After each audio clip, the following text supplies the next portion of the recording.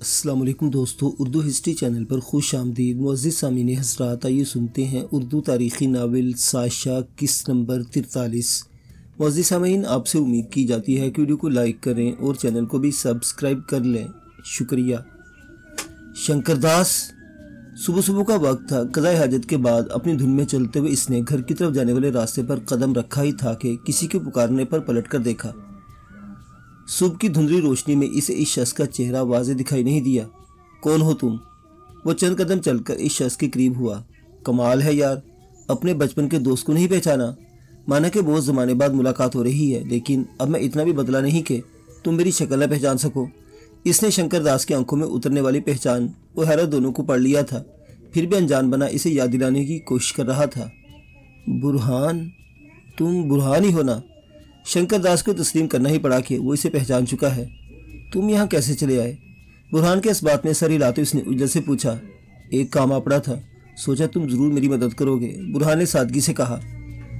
ऐसा कौन सा काम था जो तुम अपने भाई और पूरी बस्ती को छोड़कर मेरे पास दौड़े चले आए? शंकरदास की हालत सिवा हो गई। राजदारी का काम है और मैं तुम्हारे सिवा किसी से इस पर भरोसा नहीं कर सकता। मैं समझा नहीं। बुरहान के जवाब ने इसे मजीद उलझा दिया और इस तेजाब से बोला, मैं और तुम कभी इतने गहरे दोस्त नहीं रहे कि तुम मुझे सारी दुनिया से बढ़कर काबिल एतमाद समझो। दोस्ती गहरी ना सही, राजदारी का तल्लुक तो गहरा है ना। मुझे यकीन है कि जैसे मैंने तुम्हारे राज को किसी पर नहीं खोला, तुम भी किसी को मेरे राज के बारे में नहीं बताओगे। क्या बकवास कर रहे हो तुम? मेरी समझ में तुम्हारी कोई बात नहीं आ रही। शंकरदास के चेहरे की बदली हुई रंगत से जाहिर था कि वो इस बात को पा गया है। ठीक है भाई, तुम मानो ना मानो, मैं चलता हूँ। वो चंद कदम पलट कर आगे चला। वैसे मैं आसपास की बस्तियों में किसी दूसरे ऐसे शख्स को नहीं जानता जिसके उल्टे हाथ में 6 उंगलियां हों और सीधे हाथ की छोटी उंगली कटी हुई हो। हमारी दुकान पर कटी थी ना तुम्हारी उंगली। चलते चलते वो अचानक ही रुका और अभी तक अपनी जगह खड़े शंकरदास की तरफ देखकर बोला, तुम ये सारी बकवास क्यों कर रहे हो?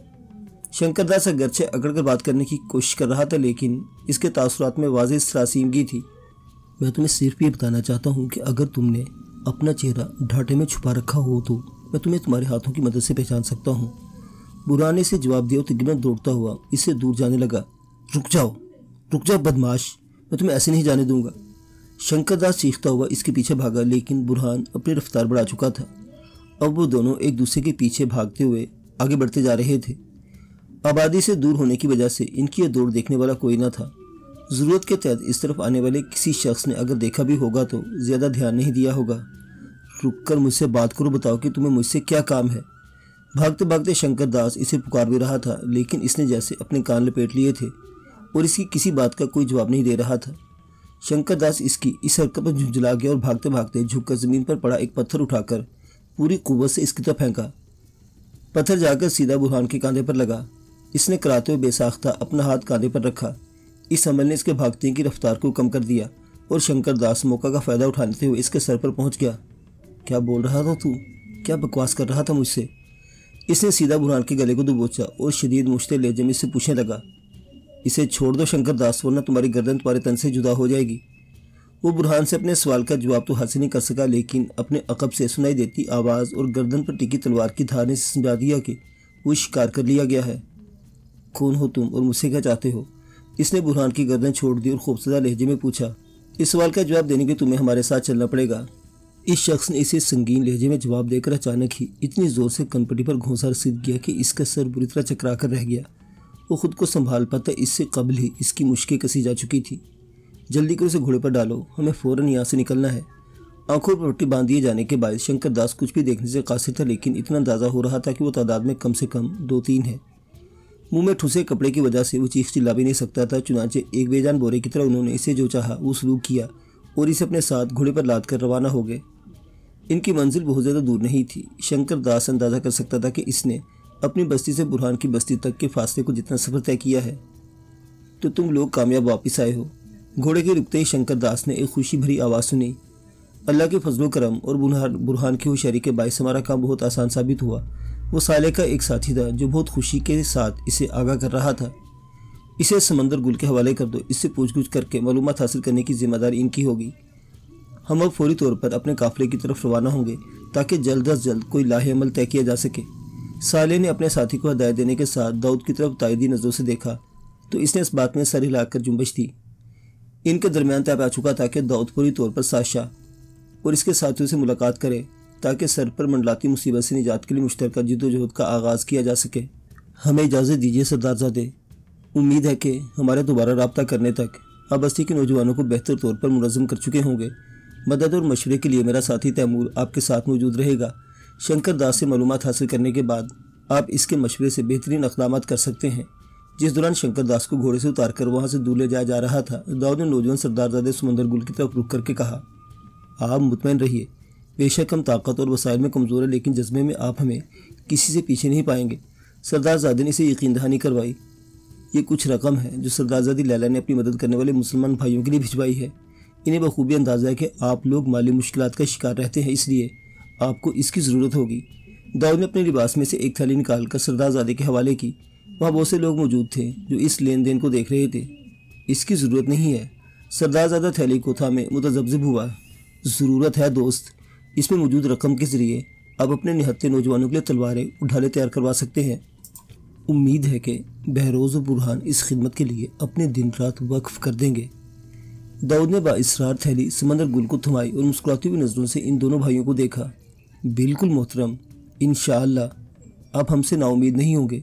बुरहान ने यकीन दहानी करवाई। इसके बाद वो एक दूसरे के लिए नेक ख्वाहिशात का इजहार करते हुए अलविदाई कलिमात अदा करने लगे।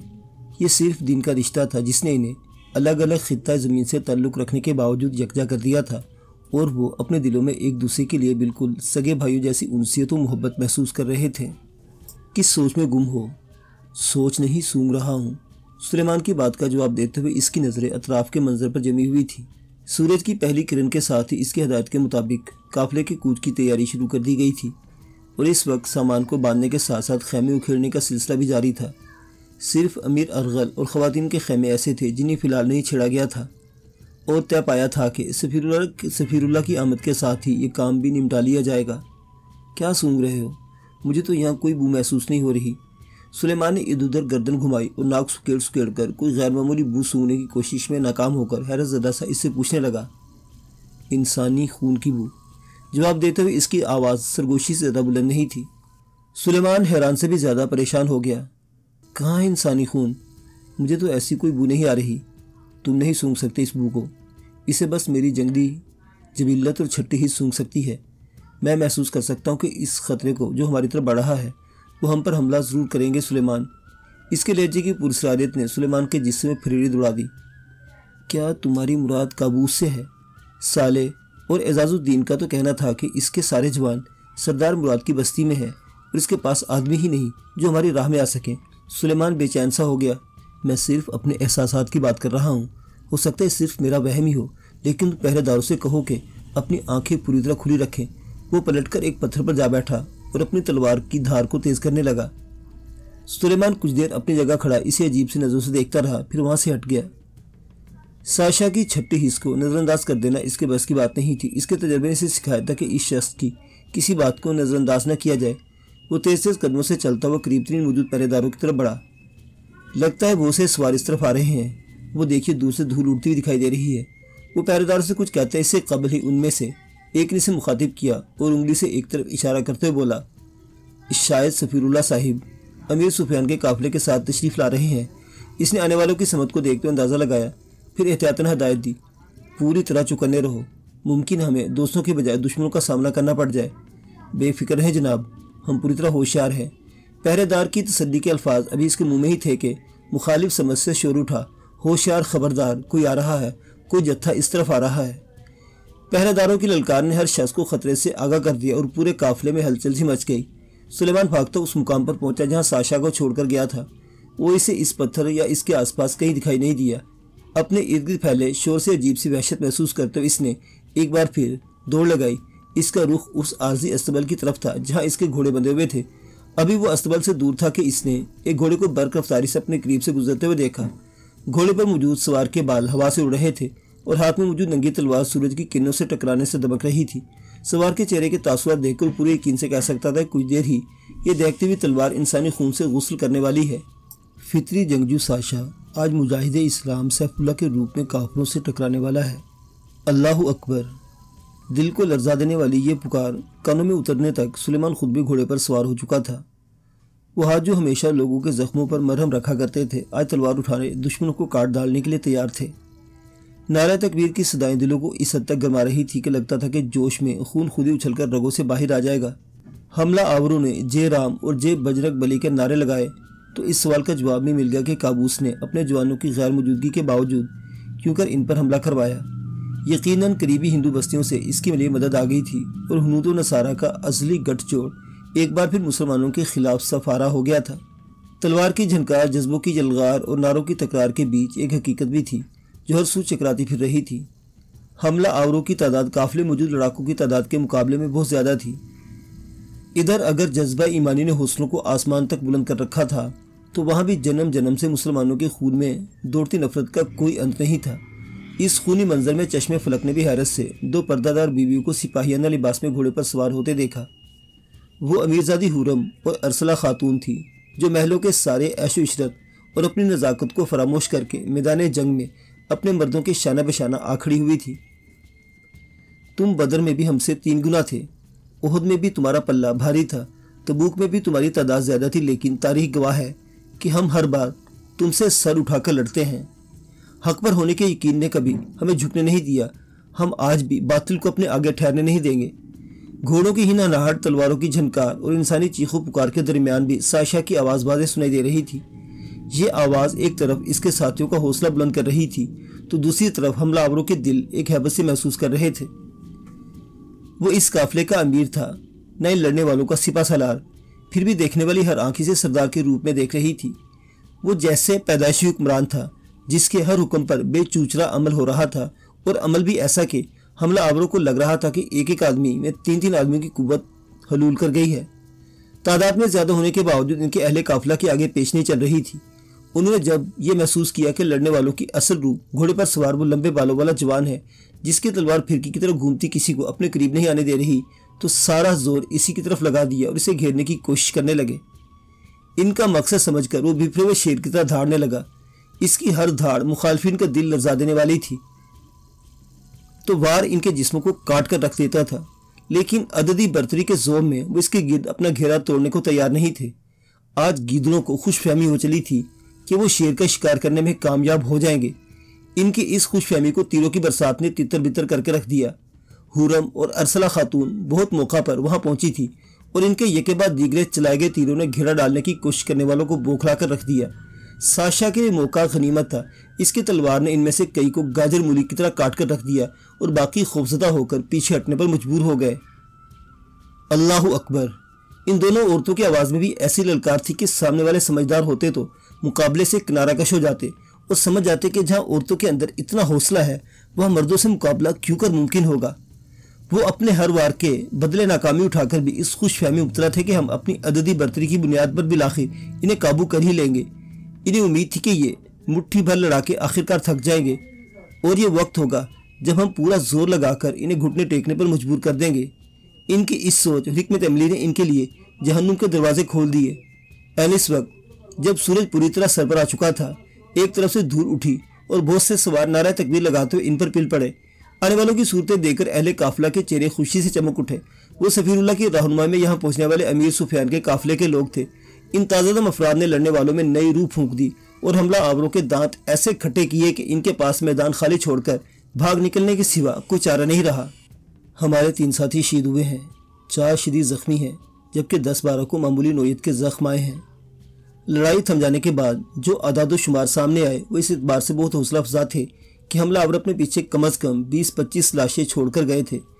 जख्मी जिन्हें अपने साथ लेकर जाने में कामयाब रहे थे, इनकी तादाद 3 गुना से किसी तरह कम नहीं हो सकी थी, जबकि यह भी अंदाज़ा था कि वो अपने साथ चंद लाशें भी ले जाने में कामयाब रहे हैं। शहीदों की तदफीन और जख्मियों की मरहम पट्टी के बाद फौरी तौर पर रवानगी की तैयारी की जाए। हमें अपने काफिले को जल्द अज जल्द किसी महफूज मुकाम तक मुंतकिल करना होगा।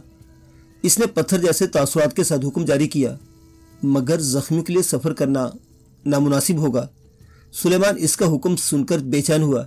यह ठीक कह रहा है सुलेमान, इस जगह का मोहल्ला ऐसा है कि हम यहाँ अपनी हिफाजत का मुनासिब इंतज़ाम नहीं कर सकते। अभी उन्होंने जल्दबाजी में और बगैर मुनासिब हिकमत अमली के तहत हमला किया था, इसलिए सिर्फ 2 समतों से हम पर हमलावर हुए थे। अगर वो चाहें तो हम पर चारों जानिब से भी हमला कर सकते हैं और जाहिर है ऐसी सूरत में हमारे लिए मुकाबला करना बहुत दुश्वार होगा, इसलिए बेहतर होगा कि इनके संभल कर दोबारा हमलावर होने से कबल हम खुद को महफूज करने का इंतजाम कर लें। सफीरुल्लाह ने साशा की तायद करके इसके फैसले को दुरुस्त होने पर मोहर तस्दीक सब्त कर दी। सुलेमान के पास अब किसी बहस की गुंजाइश नहीं थी। आओ हम चलकर जख्मी को देखते हैं। इंतजामी मामला सफीरुल्लाह साहिब खुद संभाल लेंगे। इसने सफीरुल्लाह के पहलू में पराजमान अमीर सुफियान की खुद को टटोलती हुई नज़रों को महसूस करने के बावजूद नज़रअंदाज किया और सुलेमान के शाने पर हाथ रखकर इसे अपने साथ ले गया। मुझे तुम्हारे जख्म का भी मुआयना करना है। आज तुम घोड़े पर सवार होकर जिस कदर मुतहर्रिक रहे, मुझे अंदेशा है कि तुम्हारे जख्म को नुकसान पहुंचा होगा। ये काम बाद में फुर्सत से कर लेना। अभी दूसरे लोगों को तुम्हारी खिदमत की मुझसे कहीं ज़्यादा ज़रूरत है। कोशिश करना कि जख्मियों को दौरान सफ़र कम से कम तकलीफ का सामना करना पड़े। इसे खुद से ज़्यादा दूसरों की फिक्र थी। उधर अमीर सुफियान सफीरुल्लाह से मुखातिब इससे कह रहा था, अच्छा तो ये है वो जवान जिसके मुतल्लिक सालिक की बेवा सफ़े ने बताया था कि डाकू किसी गिरोह का सरगना है। अमीर अर्गल अहमक था कि इस शख्स की रोशन पेशानी और मगरूर नाक को देखकर भी इसे अपना मातहत बनाना कबूल कर लिया। इसे तो इस शख्स को फ़ौरन कत्ल करवा देना चाहिए था, क्योंकि इसके चेहरे पर साफ लिखा है कि जहाँ भी रहेगा हुक्मरान बनकर रहेगा, और जाहिर है किसी जगह एक वक्त में दो हुक्मरान नहीं हो सकते। इसलिए अर्गल का वही इंजाम होना था जो हुआ है। सफीरुल्लाह के पास इसकी राय पर तबसरा करने की हिम्मत नहीं थी, लेकिन अब तक वो जो कुछ देखता रहा था इसके बाद इख्तिलाफ की गुंजाइश भी नहीं रखता था। मुअज़्ज़िज़ सामीन हज़रात, ये दास्तान अभी जारी है। बकिया वाक़यात अगली किस्त में देखते रहिए। उर्दू हिस्ट्री। अल्लाह हाफिज़।